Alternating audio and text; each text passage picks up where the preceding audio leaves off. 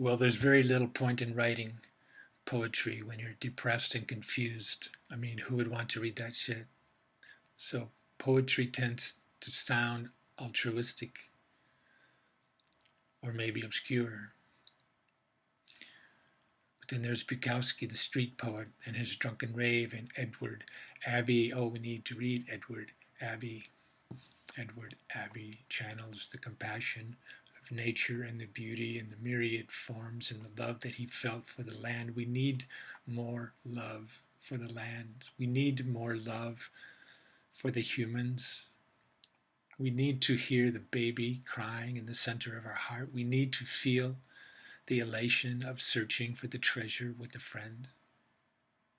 We need to be careful when driving our car and talking in voice recorder at the same time.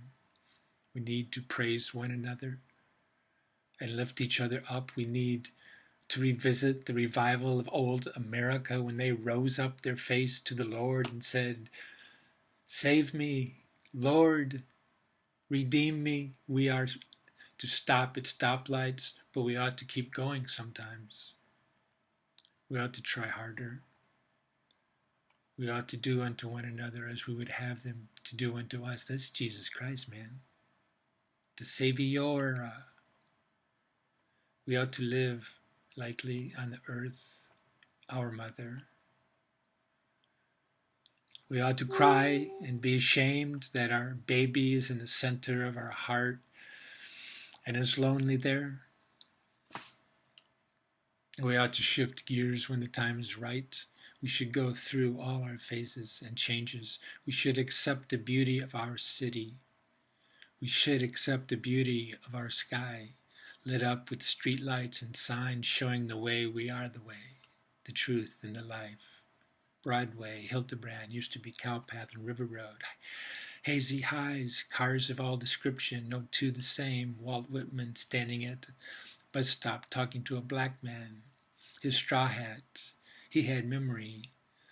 But we have cell phones and cell phone towers and lattes in little trailers and open mics on the steps of the stores. And so if you want to do this thing, do it this way. Remind us of our frailty. Bind us together as life binds us together. Remind us of our failures, how we all make mistakes constantly, and we do not grow weary of making mistakes. Remind us with your poetry, with your words, with your grace in motion as you move through this world. Remind us and give us hope with your obscure and lilting verse. Lay down a marker, show us a sign, preach it from the tallest soapbox. Let us know your prophetic vision. And then, and only then, will all our own diverse and disparate selves and all our children finally be saved.